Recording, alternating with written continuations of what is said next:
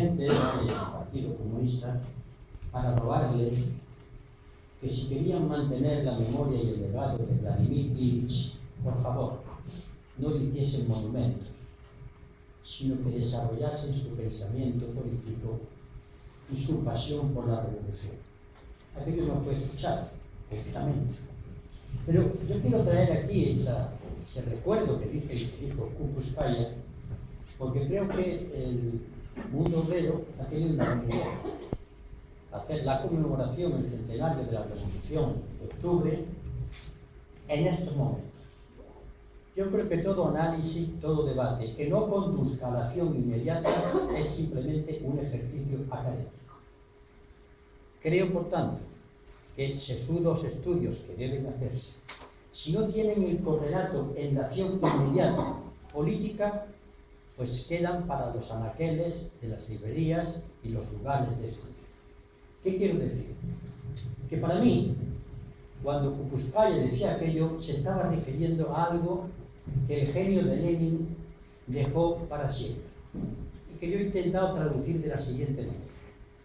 Para mí hay tres verbos en infinitivo que definen de una manera muy resumida, muy sintética, muy simplista, si queréis, la filosofía política de Lenin. El primero es designar, señalar quién es el enemigo, cosa que hoy se ha perdido en muchos lugares de la izquierda. ¿Quién es el enemigo que tenemos enfrente?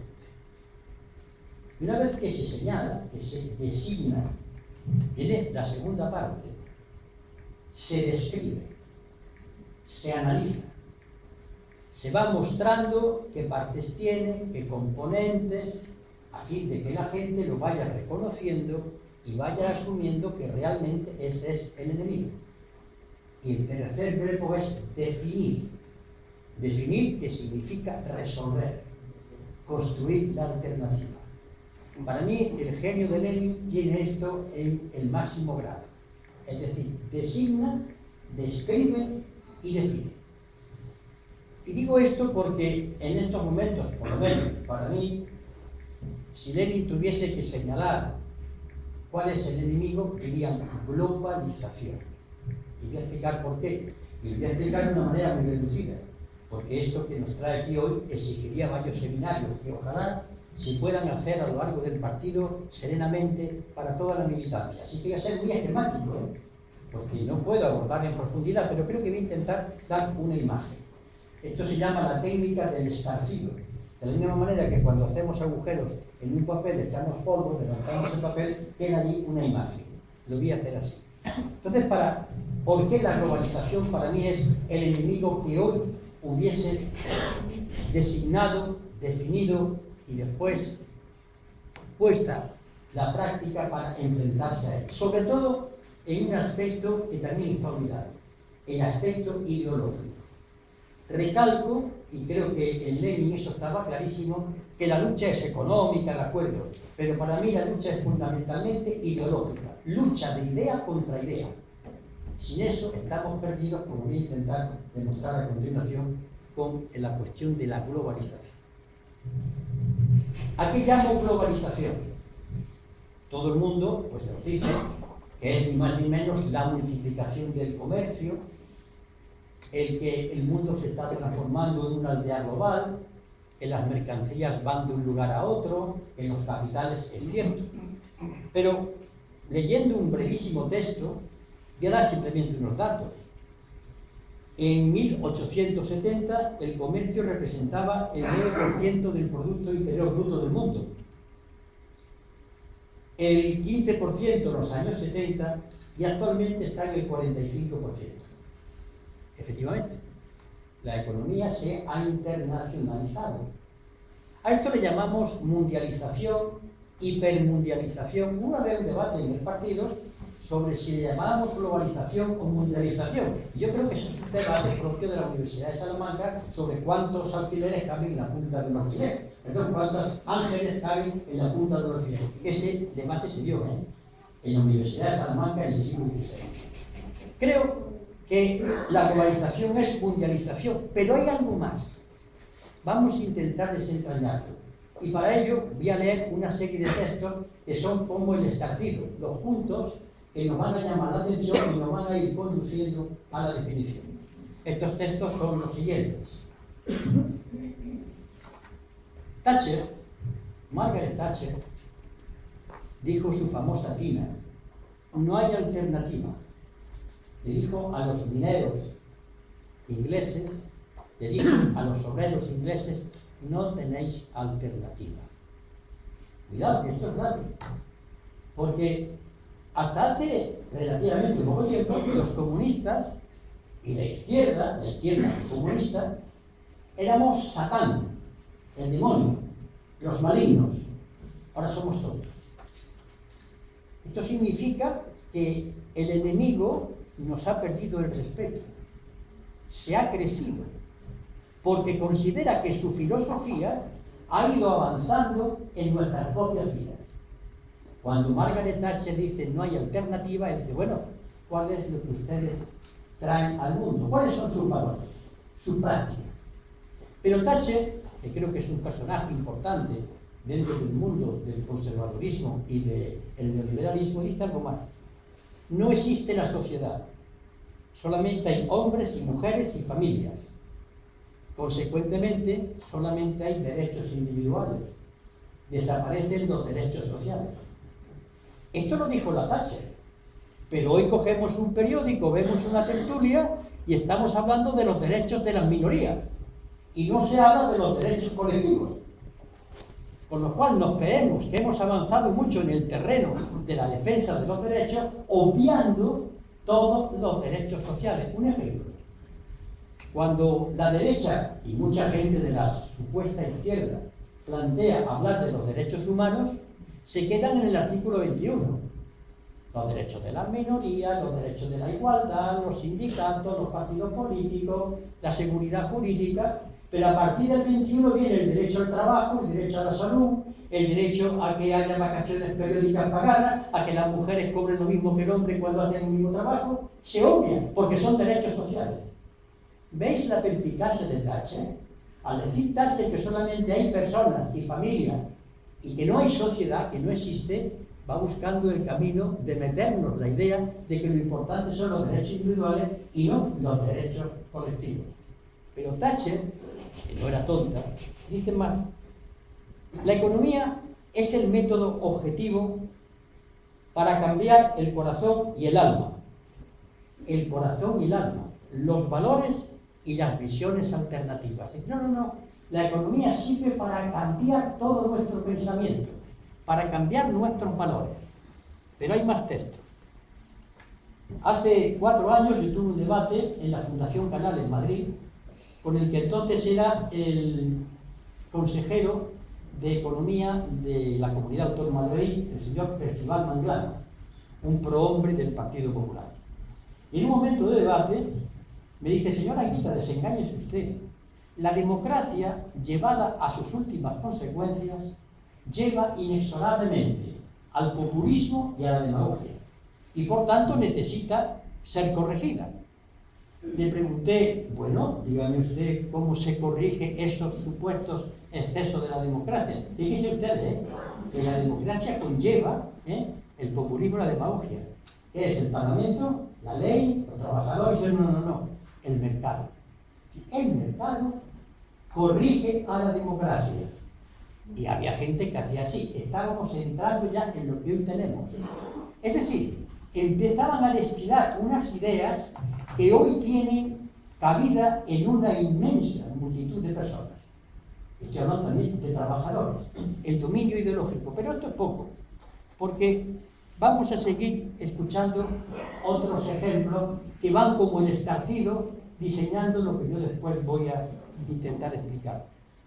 Pierre Meyer, el presidente del Bundesbank alemán, soltó un día en 1994 lo siguiente: los políticos deben aprender que no pueden enfrentarse a lo que digan los mercados. Más claro, agua. Claro, la hipótesis es la siguiente: pues si los políticos no pueden enfrentarse a lo que digan los mercados, porque hay elecciones. Las hay porque hay que mantener la apariencia de que sirve para algo.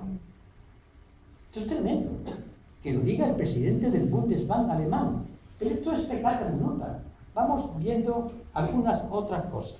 Por ejemplo, cuando un primer ministro de Portugal dice: hemos alcanzado en términos de competitividad el límite de lo sostenible en bienestar social. Es decir, que la competitividad es contradictoria con el bienestar social. Pero este mismo, en una asamblea en torno al Tratado de Lisboa, dijo: señores, esto hay que tenerlo claro. El estado del bienestar es incompatible con el mercado. Más claro, agua. Esto se dijo y se explicó. Pero además es que lleva razón. Lo que pasa es que lleva una razón y lo dice el que ya se considera vencedor. Como cuando el Warren Buffett, el multimillonario americano, dice: no, si la lucha de clases existe, cosa que hoy la izquierda no se oye, pero la vamos ganando nosotros. Sí, están reconociendo. ¿Por qué? Se sienten victoriosos. Recalco esto. Pero hay un momento en que el primer ministro Balladur de Francia le encarga a una comisión de expertos que le digan las consecuencias que va a tener el mercado único. Y estos expertos le plantean, en la cabeza era un senador llamado Jean Arthur, lo siguiente. Fíjense bien, se trata de fabricar allí donde es menos caro y vender donde existe poder de compra. Hoy existe un divorcio entre el interés de la empresa y el interés de la nación. ¿Queréis más claro? Hoy existe un divorcio entre el interés de la empresa y el interés de la nación. Consecuentemente, la empresa en determinados momentos, dentro del concepto de la globalización, se enfrenta a la nación. Consecuentemente, tendremos que pensar nosotros que defender la soberanía nacional es una manera de luchar contra la globalización, que sería objeto de un debate aparte. Porque lo están diciendo claro.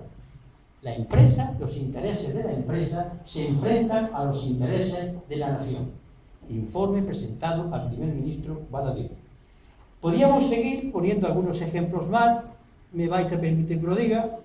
Por ejemplo, el estado de bienestar es incompatible con el mercado. La Carta Social Europea tendría un impacto muy negativo sobre la competitividad, el crecimiento y el empleo. En el año 1961 se firmó la Carta Social Europea. España la firmó muchos años después, cuando en 1977, y es de obligado cumplimiento. Tiene el mismo rango de obligación que el Tratado de Maastricht. No se ha cumplido para nada. Esa Carta Social Europea se ha puesto al día en 1996 y ahora hay circulando un escrito pidiendo que el Estado español reconozca esa ampliación. Pero fíjense ustedes, la Carta Social Europea es incompatible con los intereses del capital. Lo dicen ellos, pero hay más. España no solo debe liberalizar más su mercado laboral, sino también sumar su voz a la de los países opuestos a la denominada Carta Social, documento signado por el Reino de España.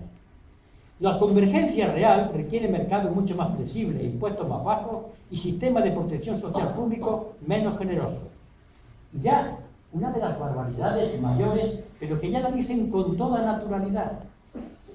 La reforma debe suponer que las magistraturas no intervengan en decisiones estrictamente empresariales.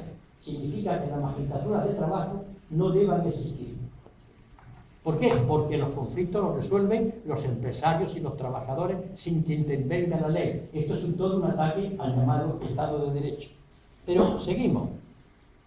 Se impone una reforma del mercado laboral y una privatización de servicios públicos. Lo digo rápido. Es necesaria una política económica que se fundamente en la moderación salarial. Luis Álvarez Rojo, gobernador del Banco de España. Y para terminar, hay que moderar los salarios. Un tal José María Aznar. Bueno, ya con todo este recorrido que podía extender más, ya estamos ante algo que es más que la hipermundialización. La fuerza que hoy tiene la globalización es porque es una visión del mundo, es una cosmovisión. El manifiesto comunista, el marxismo, fue y es una visión del mundo. Tiene sus valores. Es una explicación histórica de la lucha de clases, con un fin. con un sujeto al que se le atribuye la transformación social y la revolución. Pero es que la globalización en estos momentos no es el desarrollo del comercio mundial solo, no. Es una visión del mundo, con sus valores, sus contravalores, su filosofía. Y por tanto, tiende a luchar en el terreno ideológico, tiende a meternos aquí, en la cabeza, sus valores. Vamos a acercarnos a eso, y primero por la superficie. Cuando en un telediario dicen, a propósito de que entraba un nuevo país en la Comunidad Económica Europea, en la Unión Europea, el locutor afirmaba, esperad un momento que se me ocurre porque aquí no, a ver si tiene la mano seca. Dice el locutor, van a entrar en la Unión Europea 30 millones de consumidores.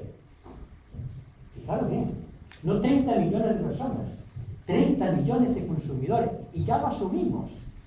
Pero hay más, entrevistas, ¿usted qué vende? A mí me lo han preguntado en ruedas de prensa, ¿viste? Yo no vendo nada, yo explico un programa político, pero eso de vender ya está corriendo entre nosotros. ¿Qué vende? Fijaros, es su filosofía, sus valores se nos están metiendo aquí, porque es una cosmovisión, hay que ser competitivos. Como tal cosmovisión, tiene 3 valores fundamentales que se nos han metido en el tuétano. Yo le llamo la Santísima Trinidad de la globalización. El Dios mercado, el mercado es lo que decide, contra él no se puede ir quien medie. Los políticos deben aprender a obedecer las órdenes de los mercados. Y hoy vemos en los telediarios que los mercados no van a consentir, pero ¿qué son los mercados? Los mercados son poderes económicos, personas concretas, con nombre y apellido, pero se utiliza una palabra para evitar señalar que son personas concretas. Esto se llama una perífrasis. Cuando yo no quiero mencionar una cosa con su nombre real, utilizo una aproximación. Por ejemplo, la palabra faraón era una perífrasis, Perá, que significa la gran casa, porque el nombre del faraón no se podía decir. Pues bien, yo digo mercado porque le doy un dote de misterio para evitar decir las multinacionales, los empresarios, la banca, porque se ven enseguida. Pero esa perífrasis del mercado le atribuyo poderes extraordinarios. ¿Qué poderes? Fijaros, compañeros y compañeras y camaradas, cuando llegamos a la globalización, ¿cómo es definida? La globalización plantea la existencia de fuerzas que nadie ya puede controlar y que está transformando el sistema mundial. Que nadie puede controlar. Vámonos ahora al Islam. Qué saltos pego, no son intencionados. El Islam se llama Islam, que significa sometimiento a la voluntad de Dios. Dios es el que decide. Contra sus designios no se puede hacer nada. Resulta que la globalización ya es Dios. El mercado pone en marcha poderes contra los que no se puede actuar. Es decir, nos está predicando la resignación. Y claro, oímos en la calle, es que en la economía no se puede, será con qué tipo de economía, pero vais a las facultades de ciencias o de economía y no se enseña nada más que una economía, la neocapitalista. No existen las demás. Yo recuerdo que cuando estudiaba en la Universidad de Barcelona historia de la economía, nos explicaban las distintas visiones de la economía. Ahora se enseña en las facultades economía diciendo que es la única, mientras es una visión de la economía. ¿Veis ya cómo la globalización va imponiendo no sus intereses económicos, sino su filosofía? Pero el segundo Dios, la competitividad. La competitividad es que hay que vender como sea. Pero claro, si utilizamos la lógica más normal, llegaremos a una conclusión. Si todos los que estamos aquí queremos ser competitivos y tenemos que exportar más que importar, ¿a quién le vendemos? Si todos tenemos que vender más que comprar, todos tenemos eso, ¿quién compra? Es decir, embarca a una lucha tremenda por conquistar los mercados. ¿Y qué ocurre cuando esos mercados no se pueden conquistar porque el otro produce mejor, tiene más tecnología? Vendiendo más barato. ¿Y cómo vendo más barato? Bajando los salarios. Este es el funcionamiento de la máquina ahora, en estos momentos. Esto es lo que se llama el hacer posible que podamos vender. Los salarios tienen que bajar y continuar diciéndolo, y además, dentro de su lógica, llevan razón. No quiero estar de acuerdo. Pero a mí me gusta colocarme en la lógica de mi enemigo, y digo enemigo, no adversario. ¿Por qué piensa eso? Porque si quiero atacarlo y enfrentarme, tengo que saber cuál es la lógica de su pensamiento. Vamos, Lenin estaría de acuerdo con esto, porque es lo que planteó toda su vida. Y el tercer Dios es el crecimiento sostenido. Hay que crecer, hay que crecer. Pero ¿qué tontería es esta?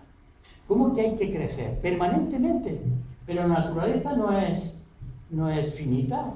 ¿Hasta cuándo vamos a estar explotando los recursos? ¿Cómo que es eso de crecer y crecer? Permanentemente. Se puede crecer en educación, en salud, en cultura, en bienestar social, pero en fabricar es imposible. Pero es que hay algo más. Las pruebas demuestran que el crecimiento económico no conlleva necesariamente el que la gente gane más. Las últimas estadísticas, una y otra vez, nos dicen que España ha crecido económicamente, pero que las diferencias cada vez son mayores. Pues bien, mercado, competitividad y crecimiento sostenido son asumidos por una parte de la izquierda de los periódicos y nos van cayendo en la cabeza, y nosotros en nuestro lenguaje lo estamos reproduciendo. Permitidme que me salga un poco para contar una anécdota de estos días que a mí, francamente, me irrita. Trump, Donald Trump. Ya sabemos cómo es. Pero los periódicos y los medios de comunicación hace una semana, Donald Trump va a poner en marcha un muro que separe Estados Unidos de México. Ese muro ya tiene 1050 kilómetros. Lo hizo Bill Clinton. Un muro donde han muerto 5.000 personas, en el muro de Berlín 64, a lo largo de su existencia. Esta cosa hay que decirlo. Y es ahí donde a mí me gustaría que nosotros, en la taberna, en el bar, estuviésemos dando estos datos. Yo recuerdo haber hecho una propuesta sobre esto. Que estos datos se vayan dando a la gente para que vayan abriendo la cabeza. Pues bien, Gramsci mantenía una cosa que hoy la vemos con toda claridad. Cuando él lo escribió, pues no estaba muy claro. Decía, los poderes dominan por dos razones fundamentales. Tienen hegemonía. ¿Y qué es la hegemonía? Pues el poder, la fuerza, las leyes, la policía, el ejército. Pero además tienen otro que es más importante, el consenso de la sociedad. Es decir, aquella fuerza política o colectivo o filosofía que consiga que sus valores la sociedad los acepte y los asuma, ya no necesita a veces policía. Es lo mismo que cuando yo consigo que mi prisionero me acepte a mí, que yo soy su carcelero, le puedo dejar la puerta abierta, no se escapa, porque ya ha asumido que él tiene que estar en la cárcel. Esto que le llama Gramsci, le llamaba hegemonía, y que podríamos definirlo de la siguiente manera. La supremacía de un grupo social se manifiesta de dos formas: como dominio o como dirección intelectual y moral. Y hoy, la globalización, sus portavoces, sus economistas, sus periodistas, sus partidos políticos, sus intelectuales, son los que van consiguiendo la aceptación de los valores de la globalización como los únicos que existen. Pero se disfraza de una cosa muy interesante, de sentido común. El sentido común, y la palabra sentido común, es un arma de dos filos. Porque sentido común, con el sentido común se ha dado apoyo a las infamias y barbaridades mayores que existen. Pero hay otro sentido común, que también existe en la gente. El sentido común de que todo el mundo tiene derecho a vivir, tiene derecho a comer, tiene derecho a un trabajo. Pero el que se está imponiendo el sentido común es que yo tengo que ser competitivo, tengo que enfrentarme con el otro, no meterme en política, yo tengo que conseguir vivir lo mejor que puedo, ser insolidario. Eso está cayendo sobre nuestras cabezas. Ese sentido común que ve al inmigrante como si fuese alguien que viene a quitarnos no sé qué historia. Ese sentido común que nos permite aplaudir a las Fuerzas Armadas, cabra incluida, en vez de estar pensando que esas Fuerzas Armadas, que es el papel que están haciendo. Ese sentido común que nos debía servir para una cosa muy fundamental y que es la piedra de toque. Desde hace muchos años yo vengo manteniendo, yo no hablo de comunismo ni socialismo, yo soy comunista muchas veces, pero como estoy en la lucha política e ideológica, yo quiero coger la herramienta fundamental. Hoy en día, la manera mejor de enfrentarse es globalización, enfrentando los derechos humanos. Y la globalización es incompatible con los derechos humanos. La globalización es incompatible con la democracia, porque vive en función de violarla permanentemente. ¿A dónde va la globalización si no lo remediamos? Lo estamos viendo. Ya ha habido una primera experiencia, se llama Unión Europea. Desde el año 1992, esta fuerza política ya se opuso al Tratado de Maastricht. Lo dijeron, bueno, perrería. Vamos a ver, la Unión Europea ha terminado por ser un conglomerado de intereses económicos que está por encima de los gobiernos. Cuando se nos llena de boca a los políticos gobernantes y a algunos que no gobiernan de la soberanía popular, olvidan que el gobierno español, cuando aprueba los presupuestos en las Cortes, tiene que darle el visto bueno a la Unión Europea. Funcionarios de la Unión Europea. Cuando fuerzas políticas en las que estamos nosotros plantean que si gobernásemos subiríamos los salarios y demás, olvidan que eso no es posible dentro del euro. No es posible. Quiero decir que lo que se está construyendo en la Unión Europea es el dominio del capital, pero no un dominio político. No es una unión política, hija del acuerdo y del consenso. No es un gobierno europeo emanado de la voluntad popular. Es un gobierno de hecho, no un gobierno de derecho. Pues bien, el mundo camina a un gobierno mundial, porque esta economía mundializada de la globalización necesita de un gobierno. Pero ese gobierno no es político, no puede serlo. Será un gobierno económico dominado por 5 o 6 señores de la guerra, que en este caso serán señores de las multinacionales. El TTIP no es ni más ni menos que el diseño de ese nuevo gobierno, no dirigido por políticos, y si hay políticos serán hombres de paja, dirigido por los señores de la guerra, señores de la economía, que muchas veces terminarán enfrentados entre sí. Por eso, al enfrentarse a la globalización desde el espíritu, la creación del genio de Lenin, supone, en estos momentos precisos, aquí y ahora, conocer a nuestro enemigo, nuestro adversario, y cómo nos vamos a enfrentar a él. Y yo creo que una de las primeras tareas que tendríamos que hacer es en el terreno sin abandonar la lucha económica, sin hablar con los sindicatos y plantearles que sindicatos, por mucho que vosotros estéis en la lucha económica, si no le dais una dimensión política y social, vais a ir perdiendo, porque seguís retrocediendo, por haber olvidado que hay una dimensión ideológica de la clase y de las clases que están en alianza con ella. Consiste, por tanto, en que la lucha de ideas es fundamental, y desmontar eso cuesta mucho trabajo, pero se puede hacer. Hay que tener la información, hay que tener una organización que sea capaz de estar en todos sitios dando esta serie de informaciones. Hay que asumir que a nuestro pueblo hay que decirle las cosas muy claras. Es decir, desde el estudio, desde el análisis, hay que enfrentarlo a que él tome decisiones. Y mirad, así las cosas no van. ¿No tenéis la suficiente prueba de que hemos crecido económicamente y cada vez estamos peor? ¿No estáis viendo que cada vez hay menos gente con más dinero? ¿No estáis viendo ya que cuando os llaman emprendedores, una nueva forma de proletarizar al empresario, le llaman emprendedor, él se siente empresario, pues un proletario, amarrado a la cadena de las empresas mayores, pero es empresario, es emprendedor, palabras de la globalización, palabras que envuelven la explotación, la envuelven con palabras que suenan a nuevas, que suenan como una cosa interesante de la modernidad, pero sigue. Y claro, todas estas palabras, todos estos valores, toda esta falsedad de que hay que ir creciendo, creciendo, creciendo, de que Los estudiantes o los que pueden irse es que hacen viajes de estudio. Eso lo he hecho un cinismo, pero es que yo no he visto más cosas de cinismo en el Partido Popular, nunca la he visto, ni toda la historia de la humanidad. Se ve en poca historia. Pero hay más. Esto se asume. ¿Y qué está ocurriendo?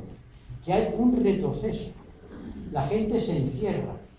Y cuando se encierra porque está asustada, tiene miedo cuando alguien llega a molestarle un poco esa modorra. Pero tenemos que hacerlo con inteligencia. Porque sin la gente no podemos hacer nada. ¿Cómo conseguimos hacerlo? Pero hay que señalar quién es el enemigo. No hay equivocación, no hay duda. Como empecemos a jugar pensando únicamente en cuestiones electorales, hemos perdido la guerra y todas las batallas. Y vamos a tardar décadas en levantar la cabeza. Porque estamos en el comienzo de una derrota. Porque la lucha ideológica la vamos perdiendo. Y no es que la vayamos perdiendo los que estamos en esta mesa ni los camaradas. La vamos perdiendo la inmensa mayoría de los trabajadores organizados.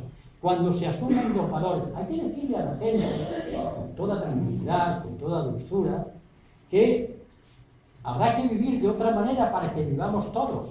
Pero hombre, pobretico que ganas esos otros cientos de euros, no va contigo. Es que a veces lo defienden. Yo he ido en la calle y decir, no, es que nos quieren quitar, aquí te van a quitar el hambre. Pero asumen. Son solidarios. ¿Por qué? Porque nadie le ha explicado eso que hay. Esa es nuestra lucha.